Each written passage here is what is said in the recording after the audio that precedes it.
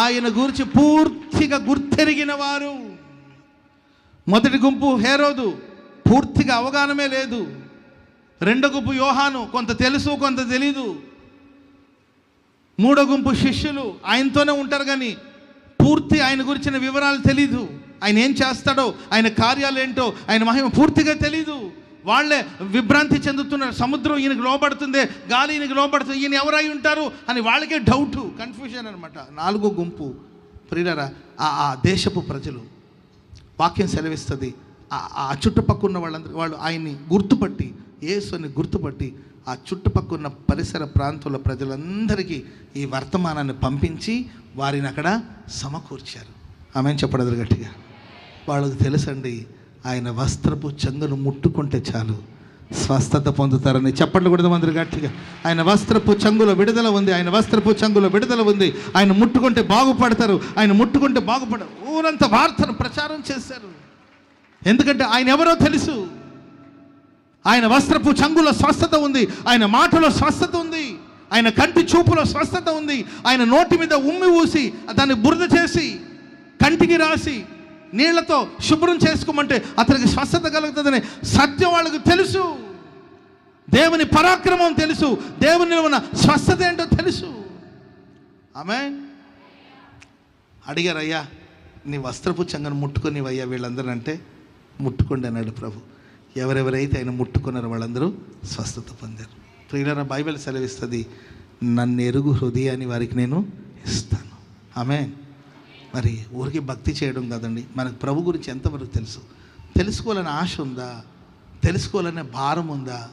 లేకపోతే ఏదో మిడిమిడి జ్ఞానం, తెలిసి తెలియని వివరాలు, మనకు తెలియని దాని గురించి ప్రచారాలు చేయడం, పూర్తిగా తెలిసి ప్రచారం చేస్తే తెలియని దాని గురించి ప్రచారం చేయడం, తెలియని మాటలు చెప్పడం, కొంత తెలుసు కొంత తెలియకపోవడం, అనుకూలంగా ఉన్నప్పుడు ఒకలాగా ఉండడం, ప్రతికూలంగా ఉండడం ఇంకొకలాగా ఉండడం. వెంటనే ఉంటాము.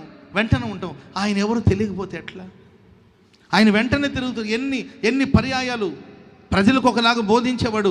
ఆ వివరాలన్నీ కూడా పర్సనల్గా ప్రభు తీసుకెళ్ళి వాళ్ళకి, ఏ పెద్ద మీటింగ్ జరిగిన తర్వాత వాళ్ళు అక్కడ నుండి ఇంకొక చోటుకి వెళ్ళేవాళ్ళు, వాళ్ళకి విశ్రాంతిని ఇవ్వాలని. ఆమె చెప్పడదు గట్టిగా. యేసు ప్రభు ఒక మీటింగ్ అయిపోయిన తర్వాత శిష్యులందరినీ తీసుకొని కొంత బయటికి వెళ్ళిపోయేవాళ్ళు అనమాట. ఏదో ఒక అరణ్య ప్రదేశాన్ని కానీ ఇంకొక చోటుకి వెళ్ళేవాళ్ళు. ఎందుకంటే కొంచెం వాళ్ళు రిలాక్స్ అవ్వాలని తీసుకెళ్ళేవాడు. అలసిపోయింటారు కదండి. ఆమె మా పిల్లలు రాత్రంతా కష్టపడతారు. నాకే జాలి వేస్తుంది ఒక్కొక్కసారి. రాత్రంతా కెమెరాలు తీసేవాళ్ళు, కెమెరా మైకులు తిప్పేవాళ్ళు, మైకు ఆర్కెస్ట్రా, వాళ్ళు ఆర్కెస్ట్రా సౌండ్ బాక్సులు కోసేవాళ్ళు, సౌండ్ ఇన్ని పనులు చేస్తున్నారు. వాలంటీర్స్ అంత పని చేస్తారా? తెల్లారిన తర్వాత మరలా వాళ్ళు పనులకు వెళ్ళేవాళ్ళు పనులకు వెళ్తారు, కూటానికి వెళ్ళేవాళ్ళు కూటానికి వెళ్తుంటారు. నాకు అనిపిస్తుంది, అయ్యో రాత్రంతా అలసిపోయి నిద్రలేదు కదా, కొంచెం వీళ్ళకి విశ్రాంతి దొరికితే బాగుంటుందని అనిపిస్తుంది. కానీ ఏం చేద్దాం, మనకి ఇక్కడ కాదు విశ్రాంతి, పరలోకంలోని విశ్రాంతి. హల్లెలూయా, హల్లెలూయా. ఏంటండి, ఇక్కడ కాదు మనకు సమాధానం, విశ్రాంతి, రెస్ట్ ఇన్ పీస్ అనమాట. పరలోకంలోని విశ్రాంతి అనుకుని కానీ యేసు ప్రభు వాళ్ళని తీసుకెళ్ళి ఆ ఒంటరిగా ఉన్నప్పుడు, ఏకాంతంగా ఉన్నప్పుడు అనేక విషయాలు వాళ్ళకి వివరిస్తూ వచ్చాడు. ఆయన మరణాన్ని గురించి, ఆయన పునరుద్ధానాన్ని గురించి అన్ని వివరించి చెప్పాడు. అయినా వాళ్ళకి నాలెడ్జ్ ఆయన గురించిన పూర్తి అవగాహన లేదు. అందుకే ఆయన పట్టుకునగానే పారిపోయిన వాళ్ళు కొందరు, ఆయన ఎవరో నాకు తెలియదని అబద్ధం చెప్పిన వాడు మరికొందరు, ఆయనే పట్టించిన వాడు మరొక మహానుభావుడు. ఆయన చనిపోయి సమాధి చేయబడి ఉంటే అత్తరు పూసుదామని బయలుదేరిన ఆంటీల గ్రూప్ ఇంకొకటి ఏంటండి, అత్తరు పూయడానికి వెళ్తున్నారు వాళ్ళు. అక్కడ పోయి ఏడుస్తూ ఉన్నారు. పూర్తి ఆయన్ని అర్థం చేసుకోలేకపోయారు. ఈ ప్రశస్త రాత్రి నిజమే, మన జ్ఞానం ఎక్కడ సరిపోద్దండి ఆయన తెలుసుకోవాలంటే. ఆయన ఎరిగే హృదయాన్ని దేవుడు మనకి ఇవ్వాలి. ఆయన ఏమై ఉన్నాడో తెలుసుకునే హృదయాన్ని దేవుడు మనకు అనుగ్రహించునుగాక. హల్లెలూయా. చెప్పండి గట్టిగా, హల్లెలూయా. సరే, చాలా చెప్పాలనుకున్నాను, సమయం ఏమో ఇప్పుడు సరిగ్గా 12:46. ఇంకొక 10 నిమిషాలు ముగిస్తాను. ఇంకొక మాట కూడా చెప్పనండి. సరే, అలా కళ్ళు మూసుకొని కుడి చేతిని పైకెత్తి, దేవా నిన్ను తెలుసుకునే మనసు నాకు ఇవ్వండి ప్రభువా. పూర్తిగా నేను తెలుసుకోవాలి. ఊరికి మిడిమిడి జ్ఞానం కాదు, ఎవరో చెప్పింది విని నమ్మడం కాదు ప్రభా. కళ్ళారా నేను చూడాలి, నీవేమై ఉన్నాయో నాకు అర్థం అవ్వాలి ప్రభా. నాది చిన్న మైండ్, నిజమే మిడిమిడి జ్ఞానం, సరిగ్గా అవగాహన లేదు ప్రభా. నీవు నాకు బయలుపరచుకోండి ప్రభా. నేను తెలుసుకునే హృదయాన్ని నాకు ఇవ్వండి అని అడగరా ప్రభు సన్నిధిలో. కళ్ళు మూసుకొని చేతులు అడగండి. నీ ప్రేమ ఏంటో నాకు తెలియట్లేదు ప్రభా, చాలాసార్లు అపార్థం చేసుకుంటున్నాను, నన్ను మన్నించండి. ప్రార్థన చేసుకోండి ప్రభు సన్నిధిలో. హేరోదుకున్న జ్ఞానమా, యోహానుకున్న జ్ఞానమా, శిష్యులకున్న జ్ఞానమా, లేకపోతే ఆ దేశపు జనులు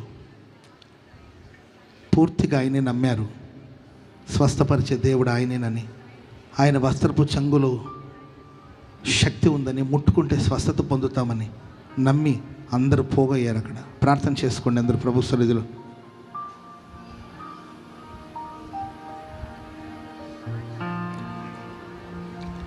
నిజంగా మీరు కోరుకోగలిగితే దేవుడు మీకు సహాయం చేస్తాడండి.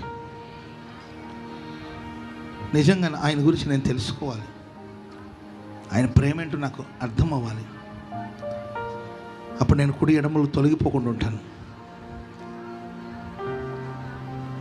ఆయన కోపిష్ఠుడని కొందరు, ఆయన దగ్గరికి వెళ్తే కాలిపోతామని కొందరు, ఆయన చూస్తే చచ్చిపోతారని కొందరు, ఆయన చూసిన నరుడు ఇంకెక్కడుంటాడని కొందరు, ఆ గంభీరమైన స్వరాన్ని వినలేమని మరికొందరు, అమ్మో ఈ భక్తిని మనం చేయలేమని మరికొందరు. ఒక్కొక్కరి అభిప్రాయాలు ఒక్కొక్కలాగా.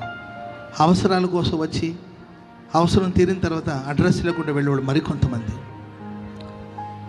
నీ దేవుడు ఏమై ఉన్నాడు నీకు బయలుపరచుకోవాలని కోరుకుంటున్నాడు. ఆయన పునరుద్ధానపు శక్తితో నేను నింపాలని ప్రభు కోరుకుంటూ ఉన్నాడు. ఆయన ప్రేమలోని లోతు, వెడల్పు, ఎత్తు ఏంటో గ్రహించుకోవాలని ఆశిస్తున్నాడు ప్రభు.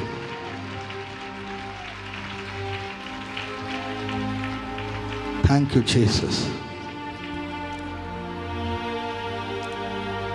ప్రభువా నీవెవరని అడిగినప్పుడు నీవు హింసిస్తున్న క్రీస్తును నేనే అని దమస్కు మార్గంలో పౌలుకు ప్రత్యక్షమైన దేవుడు ఈ మధ్యరాత్రి వేళ దేవుడు తన ప్రత్యక్షతని అనుగ్రహిస్తూ ఉన్నాడు. ప్రత్యక్షతను అనుగ్రహించబోతున్నాడు. తన్ను తాను నీకు ఏమాత్రం మరుగు చేసుకోనక తన్ను తాను నీకు బయలుపరుచుకోబోతున్నాడు. దేవుడు బయలుపరుచుకోబోతున్నాడు. ఆయన ఎరుగు హృదయాన్ని నీకిచ్చుచు ఉన్నాడు. ఆయన మార్గాలు నీకు బోధిస్తూ ఉన్నాడు. సహాయం చేయండి స్వామి. Thank you Jesus. యేసు నామమున ప్రార్థన చేసి అడిగి వేడుకుంటున్నాం తండ్రి. ఆమేన్. హల్లెలూయా.